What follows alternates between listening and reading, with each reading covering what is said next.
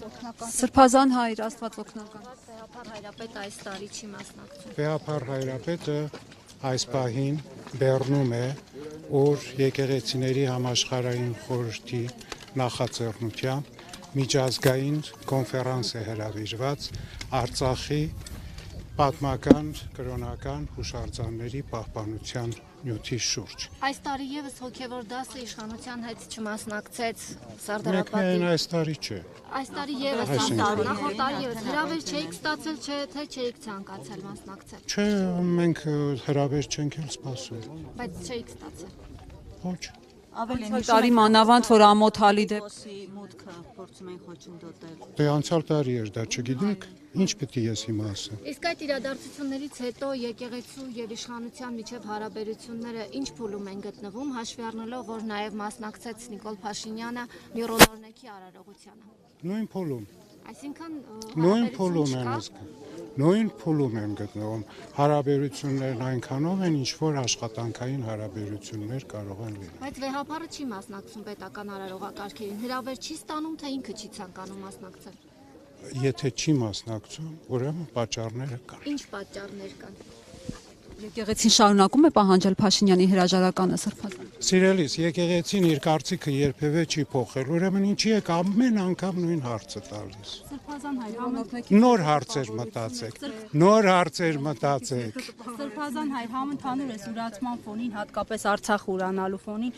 հայկական Արցախի էջը վերաբացելու տեսլականը որն է Մայրաթորի։ Ես չեմ կարող ասել Մայրաթորի տեսլականի մասին։ Ես չեմ կարող դրա մասին ասել։ Ամեն դեպքում տեսնում եք հեռանկար, որ հայկական Արցախի էջը կվերաբացի։ Ամեն պարագային երբևէ չենք հուսալոքվում, ամեն պարագային երբևէ չենք մոռանում ու չենք մոռանա, իսկ թե ինչ կլինի,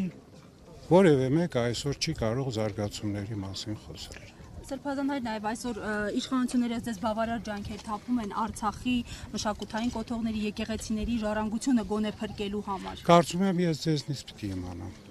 Իսկ եկեղեցին կարող է այսօր ունի այդ ուժը լինելու մերանը, համախմբելու մեր ազգին, որովհետև տեսնում եք ինչ պառակտվածություն կա ազգի մեջ։ Եկեղեցին միշտ էլ համախմբման է եղել եւ դրա համար եկեղեցին երբևէ քաղաքականությամբ չի զբաղվել, որովհետեւ դա կուսակցական գործ է։ Եկեղեցին մշտապես եղել է վերկուսակցական եւ մնում է ամբողջ մեր ազգի համար, մեր բոլոր զավակների համար, անկախ իրենց կուսակցական գաղափարական պատկանելիությունից եւ եկեղեցին մշտապես ջանք է դնում, որպեսզի մեր ազգը միավորված ու միահամոռ լինի։ Անկախ նրանից, որ հոգևոր դասին, հոգևոր էլիտային ուզում են ծնկի բերել այս իշխանությունները, անկախ այդ ամեն։ Պատմության ընթացքին այնքան փորձեր են եղել։ Սկսած բյուզանդական կայսրության, պարսկական, ակկոյունլու, կարակոյունլու, թե մոնղոլ թաթար, բոլորն էլ արաբներ, բոլորն էլ ինչ-որ ցանկություններ ունեցել են, բայց տեսնում եք եկեղեցին երբեք ծունկի չի իջել։ Իշխանություններին մոնղոլ թաթարների հետ Երբեք եկեղեցին ծունկի չի իջնի մարդու առջև։ Հիշեք Վասկեն կաթողիկոսը մի շատ լավ խոսք ուներ. եթե դու չես ուզում ծունկի իջնել, Աստուծո առաջ ստիպված կլինես մարդու առաջ ծունկի իջնել։ Միայն այդ դեպքում։ Շնորհակալ ենք Սրբազան։